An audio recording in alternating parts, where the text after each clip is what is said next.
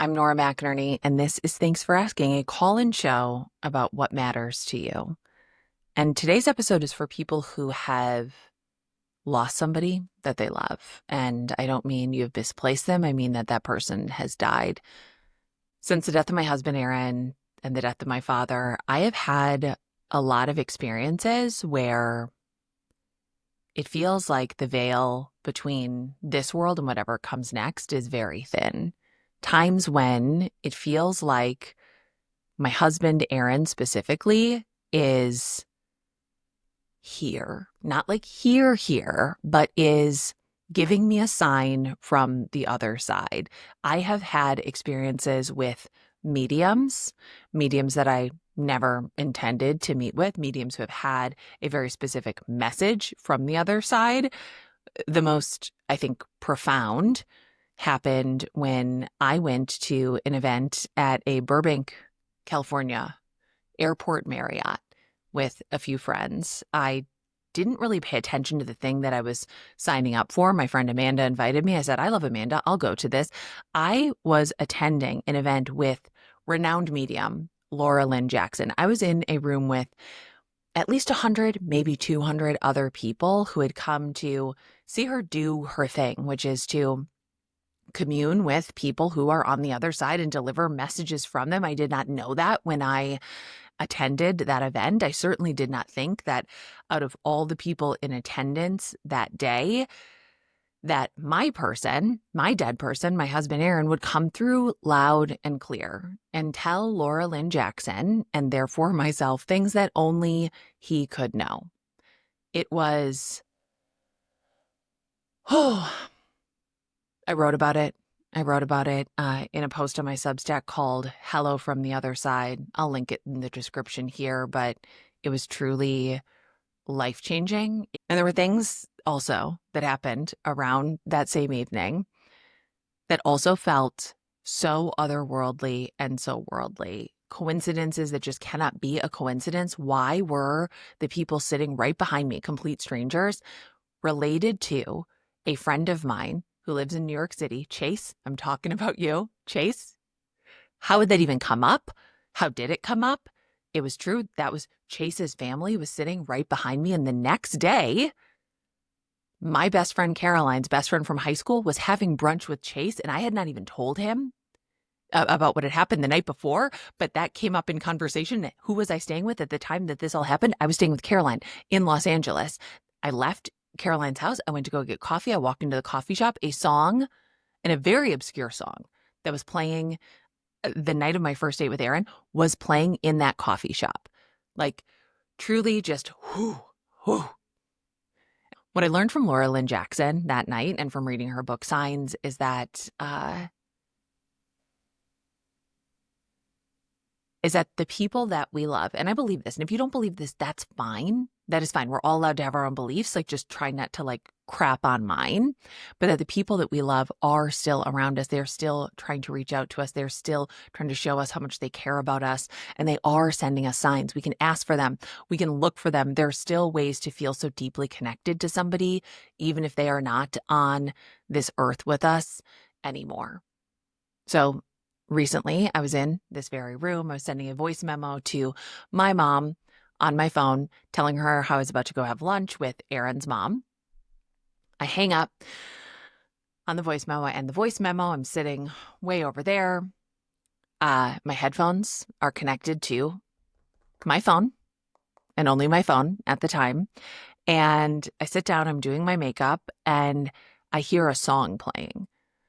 And this song is not a song that I ever listened to. It truly makes me too sad, because it would be a sad song anyways, but it's double sad because when Aaron and I were not yet dating, but flirting online, flirting on Twitter, it was a very similar time. Twitter was a different place.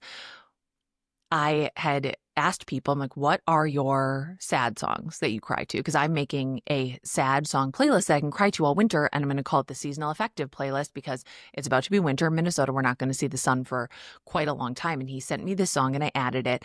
And I remember listening to it and being like, it is so sad. Man, oh man, it's good. I can definitely cry to this. I don't listen to that song anymore. That's the song that was playing in my headphones. I could not figure out, the music app was not open. on my phone. What is going on? I'm quitting out of everything. Is there like a random window that I opened that I forgot about? You know, sometimes music just starts playing. You didn't even know you had YouTube open. Like I just could not figure it out. I stand up. I walk over to my computer, which is sitting right here. Somehow the music app is open. I don't listen to the music app on my computer. That is not something that I do. The music app is open and that song is playing here on my computer. And it just felt like Aaron was saying, hey, hi, I'm here. And again, if you don't believe this, that's fine. But it felt so real. And I think it is real. I believe that the people we love truly never leave us, which before my dad died, my very Catholic dad, who was not into all the stuff that I'm into, he said that. He said that to me. He said, we never really leave one another. And maybe this is what he meant. Maybe he was talking about the fact that there is something that remains, that even though we physically are no longer here, that connection, that love doesn't go anywhere and is still so strong. And when we feel it, the strength of that connection, that is the evidence. That's the evidence. Those are the signs that they were real, that this love is still real. And that's what today's episode is about. Today's episode, we have calls, we have texts, we have voice memos from the other side. So if you need a sign, if you are waiting for a sign, this is it. This is it. The love is still there. The people are still there. Let's get into it. And that's my current husband, just standing up silently from the couch, creeping out of here. Hi. Oh my gosh, it's you. Hello. Hi. Okay, I need to hear it. Yeah, I gotta know the story. I gotta know the No, of story. Tell course. me what's happening from the other side, Rachel. Sure. Okay, Okay, so just go I'm on right the edge of into my it. seat. Yeah. Okay. So, Okay. just a little bit of background. My Yeah. mom we were really close, and Mm, towards the end of her life, she came to live with us. And she was mostly autonomous, but then very quickly it became that she needed round the clock care. yeah. So that was fine for about 18 months or so, and then she seemed to be making some sort of recovery, but ultimately had a massive heart attack and passed away. Um, yeah, so you know how it goes. But now I'm in the club. I'm in the Dead Mom Club. So, Yep. but a couple of years Membership is after so that, expensive. Okay. I know, right? Like, um, oh, after a couple of years after that, we were gonna move, and so we were going through mom stuff, and you know, some stuff was going to Goodwill, some stuff was going to trash, some stuff was coming to the new house, and just one thing that ended up in the car was this battery operated alarm clock that I didn't want to throw away, and I didn't want to give yeah. away for whatever reason, so I just left it in the console of the car, and so Brianna's my wife, and we were on a road trip a couple years after that, and we were listening to a podcast, as we do, and it was a spooky podcast, and so we kind of just had like this moment that we were thinking about mom and like how she kind of Yeah. does her thing, and so I like turned it off, and I just turned the power to the radio off, and we talked about it or whatever, and went back, and then when I turned it back on in mid conversation, one of the hosts was saying to the other, "Oh yeah, it was your mom. It was your mom," and so Brianna and I are looking at each other like, "Oh, that's super weird," and then immediately this beeping starts happening, and we're like, what is that? And come to find out, it is this battery operated alarm clock that has never gone off before and never gone off since, and it was just a moment of affirmation and validation for me. Yeah. Oh, I know. also, I mean, like batteries don't last that long. Right, right. I mean, Like, that's my thing too, is I'm like, this thing's yeah. just been hanging out waiting to go off. Yeah. Like, Yes. In a car console. So it's been through cold. It's been mm-hmm, through hot. Like I've mm-hmm. seen batteries corrode under less stressful conditions than being left in a car console. Exactly. That's the same way that, and we were just, it was all so like boom, boom, boom, like, oh, let's Yeah. chat about this thing that reminds us of mom. Oh, it's your mom. It's your mom. Yeah. Sure. That's enough validation. And then this random alarm clock going off. Like it was a really great moment that was also kind of, spooky. I love it. I love it too, because there are certain things that you keep for reasons like you can't quite explain to yourself, right? Hmm. Like, why do I have in this closet here a vacuum that is I mean, first of all, vacuums used to last like 30, 40 years, right? Like my mom had like this old vacuum that was like, it was, you were Exactly. afraid of it because it could suck you up as a Everything child. Like up. you knew Yeah. the power The of this whole world vacuum. will go. They're not supposed to be single use, which is what vacuums are now. But I have a vacuum that it does not work. I mean, I could go take it to be serviced. I never have, but Aaron bought it before I even met him, which means this vacuum is like going on 20 years old. It like barely, it's like, ooh, it's just making Yeah. vacuum sounds. It's not actually pulling anything up. Why'd I keep it? I don't know. I just can't let go of it. That alarm clock is like that, right? You're like, it. It's a battery powered alarm clock. It's not like it's not an heirloom. You're not like, well, I have to make sure this is, but you just can't It's let it go for trash. some reason. Yeah. Yeah. It's literal trash. I mean, Yeah. I don't, Oh, yeah, you're exactly right. yeah. I don't know. But And it's going off at a time, it's not like you're road tripping at like 7 a.m. right, right. It was just the middle of the afternoon, you know? It was wild. It was That is so wild. It out. was How everything I needed. that is, I love that. I love that. How else does your mom, like, are there certain signs that you know to look for from your mom or certain moments where you and your wife are like, okay, that's mom? Yeah. Oh, 100%. Like, um, sometimes we'll say things and it's weird because Brianna will say it more like things will just fly out of her mouth and I'm like, Yeah. that was my mom. But one other thing that Yeah. happened is we had a couple of friends over and we keep her ashes on an altar that we also keep the record Yeah. player next to.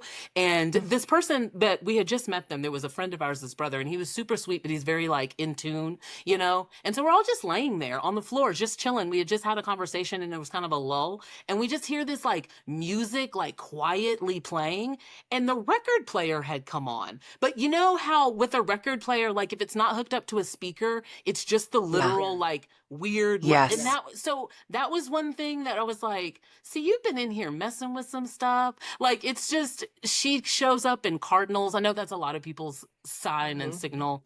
But yeah, she does all kinds of stuff. There'll be money in places. Like when I worry about money, I found a random $100 bill in the middle of a parking lot folded up. Like it's just stuff like that that I Yeah. can't let go of. I know that it's her and I know that she's always wanted to give me what I needed. And she's always also been kind of edgy like, listen, if you deserve it, I'm gonna give it to you. But you know what I mean? Like she wasn't just like that generous, you know, like with her emotions or with like actual physical things. So I'm like, when I get things, I'm like, I see you, mom. I hear you.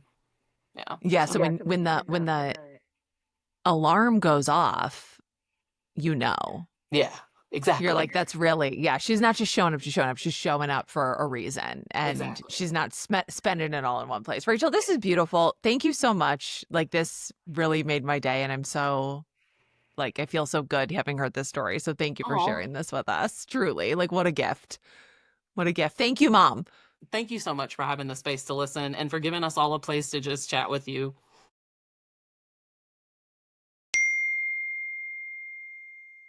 Hi, Nora. My name is Rachel. My dad died almost 2 years ago to the date. I have several sign stories, but one in particular feels similar to the story you shared recently about your husband, Aaron, saying, hey, I think I'll send it as a voice memo. Hold on. Hi, Nora. This is Rachel. I live in the Midwest, if you can't tell from my beautiful accent. But my dad owned a liquor store, how very Wisconsin of us, and I worked for him for a very long time. And he was a collector of coins. And he specifically liked finding, I don't know, like buffalo nickels and wheatback pennies. Wheatback pennies are the ones that every time I saw one come through the till, I would pull it aside and put it on his desk. Um, when he died almost 2 years ago to the day, May 25th, 2023, it was really tough. And I had asked him before we sent him in to get cremated, like, hey, can you like send me signs? And a couple of months later, when we were back home, I was having a really, really tough time missing him. And my husband and I were out on a date, and I was like crying in public, which I hate. And he paid for our bill in cash, and we got the change back. And one of the pennies was a wheatback penny. That was the first one that my dad sent me. And then I didn't get one for a while. And then I would say maybe a year after that, I was having just like another day where grief has been really hard. Grief is really fucking hard. And we went to one of his favorite stores, which was Farm and Fleet. This is so Midwest. And we get to the checkout and we do a self-checkout. And I realized that my daughter had given me some like cocoa packets and I hadn't paid for them. And so we paid with the rest of our stuff on a card, and then I decided to pay in cash. And when you know it, we get the change and we're missing a penny. And then it spits out on its own. The date of the penny is 1954, which is my father's birth year, and it is a wheatback penny. So I cried in public again because, like, hey, Dad.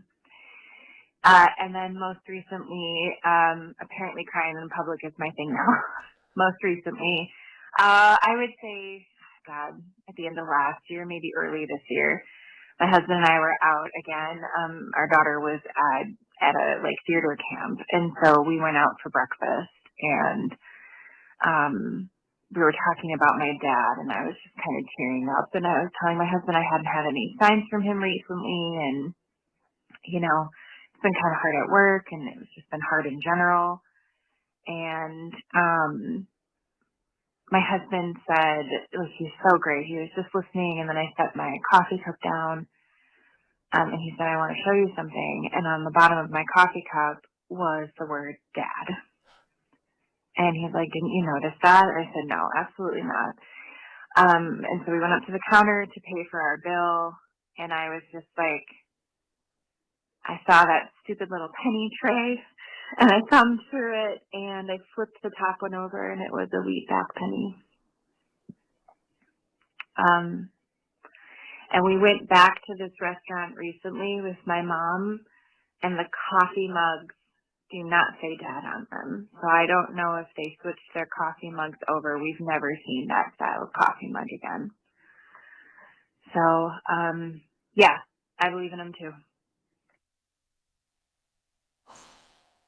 That's so beautiful. That's so real. That's so real. You don't see wheatback pennies. You don't see wheatback pennies. And also another Laura Lynn Jackson thing, electronics and change. There's something about the metal. There's something about the electricity.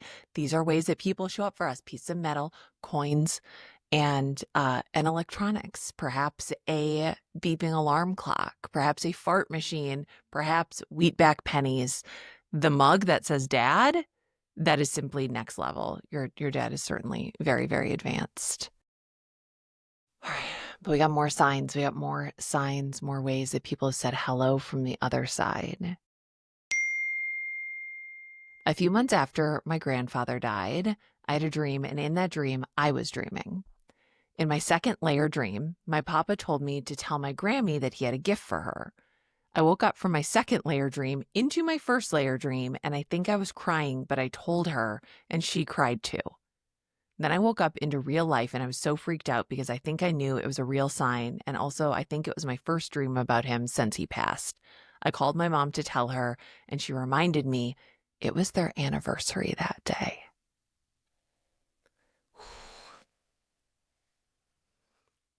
Whew. My grandmother died in January. I'd spent the evening before with her and then gone home and received a text the next day that she had died. 20 minutes later, I learned my book had been acquired by a publisher. I think it's easy to say that it's coincidence, but my grandma and I had always bonded over books and writing. I sometimes come across her Goodreads reviews, which is one of my favorite things. I feel like she pulled a few strings for me. I think also it's so interesting that like we leave so much of ourselves behind on the internet. Like your grandma's Goodreads reviews are going to cross your path. Other people are reading your grandma's Goodreads reviews and they don't know. They don't know that she's dead. They just think this is a reader who cared enough to leave a review for me to read. And I wonder what other pieces of her are out there that you've interacted with and not known. too. But yeah, grandma got you published, and thank you, Grandma, for that. I believe in signs, and I get them from my dad frequently. He died from glioblastoma on March 5th, 2017. He sends me snow. We both love winter, so it fits. It snowed on the first anniversary of his death. It snowed on my wedding day, October 20th. It snowed the night my oldest son was born, March 10th. And it snowed on my youngest son's due date, March 25th. My mom died 15 years ago. 4 years ago, right before Mother's Day weekend, I was working and my laptop suddenly shut down. I was, of course, terrified that it was dead, no pun intended. But when it sprang back to life, it immediately started playing This Woman's Work by Kate Bush, which is a song about motherhood. And that I definitely was not playing before it shut down. There's a line in it that says, all the things we should have said that we never said, all the things we should have done that we never did. That makes me miss my mom so goddamn much, and even though she was much more of a Yanni head than a Kate Bush devotee, I swear to God, it was her reaching out to say, hey, I love you. I know this weekend's gonna suck because it always does now, but I'm here. Whew. I went to a grief counselor a few months after my mom died. She suggested I journal and talk about my mom. She gave an example of a subject, her favorite music. I said it's the Doobie Brothers, but I'd have to really think about which song of theirs was her favorite. I got in the car afterwards. I did not have the radio on when I drove there, but when I turned the car on, the Doobie Brothers' What a Fool Believes was playing. Hi, Mom. My boyfriend used to pick me up at the airport when I traveled. We met in a cover band we were in together. I love this story and I already need more information and I'm not going to get it, and that's fine, but I do expect you to follow up because I need to know about meeting your boyfriend in a cover band. After his death, I was heading towards the airport exit, missing him and wishing he was waiting to pick me up. And then one of our favorite songs we covered came on over the airport speaker system. I used to think hearing a song on the radio or the grocery store was a cheap sign that sad people grasped at. And then I thought about how music was how we met, all the live shows we went together, and the artists he introduced me to that I love to this day. So yeah, that's my sign. This is Sammy. Hi, it's Nora McInerny. Hi, how are you? Hi, good. I want to hear your sign from the other side. Wonderful. You just want me to start from the top? Tell me, yes. Yeah, so I have two boys, and when one of them was about 3 months old, I was listening to a podcast, and I can't remember the details perfectly, but I thought that it was your podcast, and I don't know if there was a psychic or a medium that was on that was speaking about your youngest child meeting your late husband, Aaron, in the in-between. Yep. And I was sitting on the floor. I went back. I have a video of it. I was sitting on the floor with my child in a swing, 3 months old. And I thought, oh my gosh, what peace that would be to know that my youngest got to meet one of my dear friends, Marcus, who had passed years prior. And I looked at my 3-month-old who clearly has no communication skills. And I said, do you know Marcus? And he went from crying to smiling and direct eye contact at me and went, as if to communicate like, oh yeah, I totally know Marcus. I met Marcus before I was born. And the peace that brought, and kind of the craziness of asking a 3-month-old a question for validation. Yeah. But I believe that's where the signs from the other side come from, when it isn't somebody who's lived a full life, who's programmed to not see those things, to not ask for those things. And my 3-month-old was my validation that he definitely met Marcus in the in-between, and something we don't understand or know about. And so although very simple, those signs continue to show up, and I continue to ask for that validation that it's not just me making it up, that it really truly is Marcus or other people showing up to say hello, to give me a hug, to tell me that they're there. Oh, I love that. And I agree. It's like the veil is very thin for children. And before they can learn that the world doesn't believe that, or, learn what is rational or irrational, they're just more open to it too. And that was an episode of this show. I forgot to ask you a question. So, remember when I was telling you about my friend Jamie and her nephew was dying and he's just a little tiny baby? She wanted to know if you'll look out for him. Of course.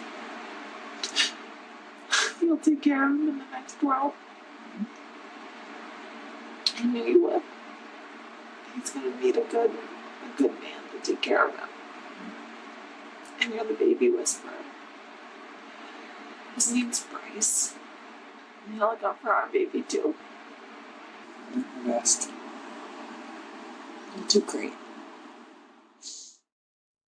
Yeah, that was real. And it still feels very real to me today. How else has like Marcus shown up since your 3-month-old said, yeah, I did know him? Right.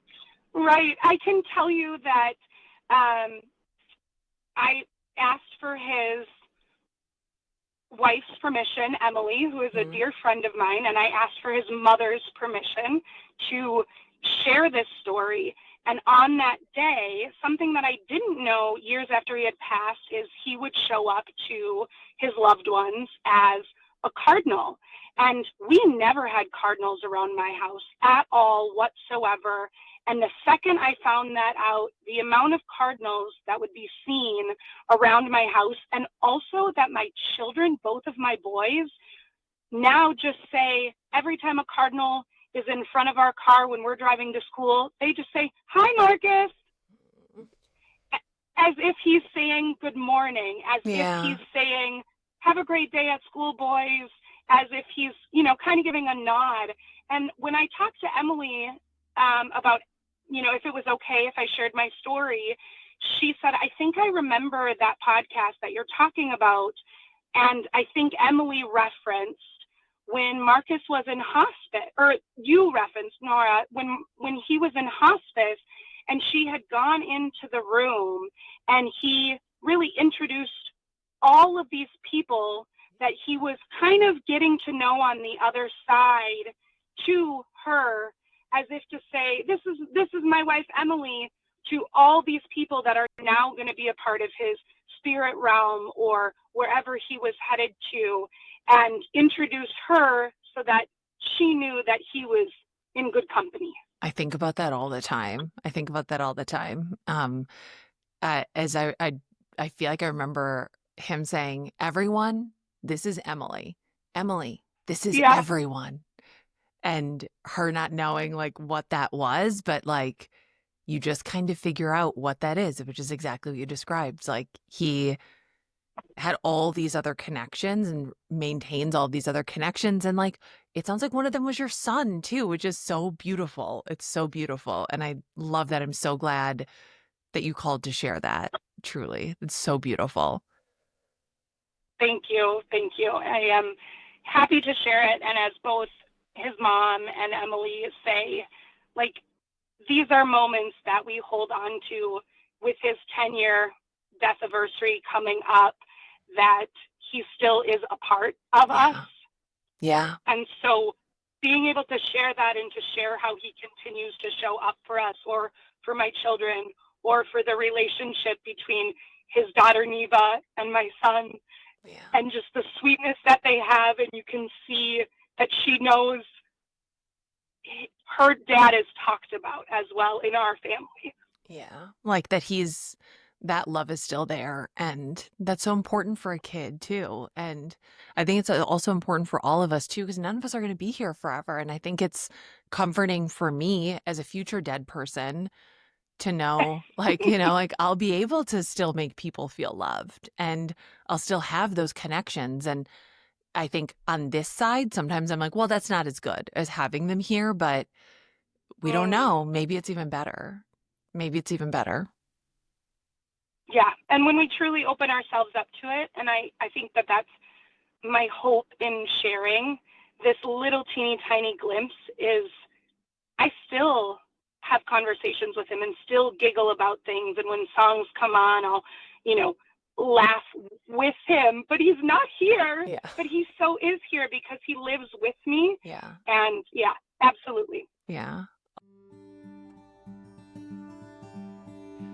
You know what? Your sign is your sign.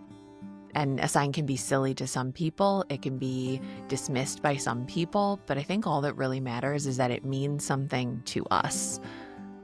Because love is hard to understand. Grief is hard to understand. And our love and our grief is ours alone. So look for signs. Laura Lynn Jackson said, ask for signs and make it specific. If you are really skeptical, say like, I want to see a pink hippo.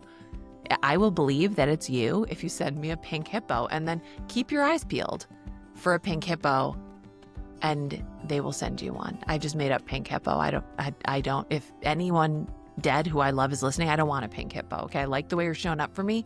Keep it pretty obvious. I don't want anything too obscure.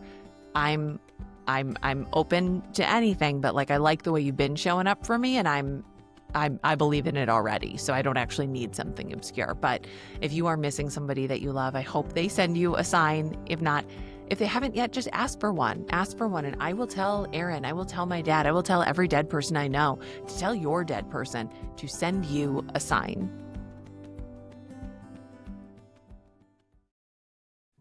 That's it for today's episode. Thank you to everyone who called and sent a voice memo and texted in. We love hearing from you. We love talking about whatever you want to talk about. And if you have something that you really want to chat about, send a message, make a phone call. I'll probably, and if I can, I'll call you back. Okay. Also, add this phone number to your contacts. It's 612-568-4441. I don't know when I'm going to call you. You don't know when I'm going to call you. That's kind of the magic of being a ADHD type B person creating a podcast. This is an independent show, so thank you for being here. Thank you for every time you've shared it or rated it or reviewed it or just sat down and given us some of your time. It truly is an honor to be able to do this for you and to do it with you. And I am specifically talking about our supporting producers. We don't have Patreon anymore. We don't have Apple Plus anymore. We have one place to rule them all, and that's my Substack. It's noraborealis.substack.com. It's where all the archives of the podcast are. It's where new episodes come out, ad-free, bonus episodes, all of my weekly writing, all in one place. You can pay monthly. You can save some money by paying annually, or you can pay a little bit more than the annual fee and get your name in the credits as a supporting producer. So big thanks to our supporting producers on this episode, who are, as always, or as usual, the usual suspects, who include Ben, Jess, Michelle Toms, Tom Stockberger, Jen, Beth Derry, Stacy DeMoro, Emily Fariso, Stephanie Johnson, Faye Behrens, Amanda, Sarah Garifo, Jennifer McDaigle in all caps, Elia, Feliz Milan, that's all one name, Lindsay Lund, Renee Kepke, Chelsea Cernick, Car Pan, LGS, all caps, Courtney McCown, Kaylee Sakai, Mary Beth Berry, my high school gym teacher, Joe Theodosopoulos, Mad, Abby Arose, Elizabeth Berkeley, Kim F., Melody Swinford, Val, Lauren Hanna, Katie, Jessica Latexier, or Latexier, you still haven't corrected me, Crystal Mann, Lisa Piven, Kate Lyon, Christina, Sarah David, Kate Bayerjon, Aaron John, Joy Pollock, Crystal, Jennifer Pavelka, Jess Blackwell, Micah, Jessica Reed, Beth Lipham, Kiera, Joe McDonald, Jen Grimlin, Alexis Lane, David Binkley, one of my favorite widows. I think David, you're a widow, right? I'm 90% sure you are. Okay. Kathy Ham, Virginia Labasi, Lizzie DeVries, Jeremy Essen, who I know is a widow, We have a matching tattoo. Andrew Brzezinski, Robin Roulard, Nicole Peedy, Monica, Caroline Moss, my best friend, Rachel Walton, Inga, Bonnie Robinson, Shannon Dominguez-Stevens, Penny Pesta, Kaylee, Dave Gilmore, my college best friend, not high school, but we would have been best friends our whole lives, but we didn't meet till college, and Jacqueline Ryder. We actually have 3 new supporting producers to add to this list. Are you ready? Thank you to Jordan Jones, thank you to Sheila, and thank you to Kathleen Langerman. Welcome to your new role as supporting producer. You already did a great job. Thanks to Marcel Malekebu for producing this episode, and for Grace Berry, who does everything else. Our opening theme music is by Joffrey Lamar Wilson. His band is called Lamar. You can stream them wherever you listen to music. He's brilliant. And our closing theme, which you are listening to right now, is by my young son, Q. We'll see you next week.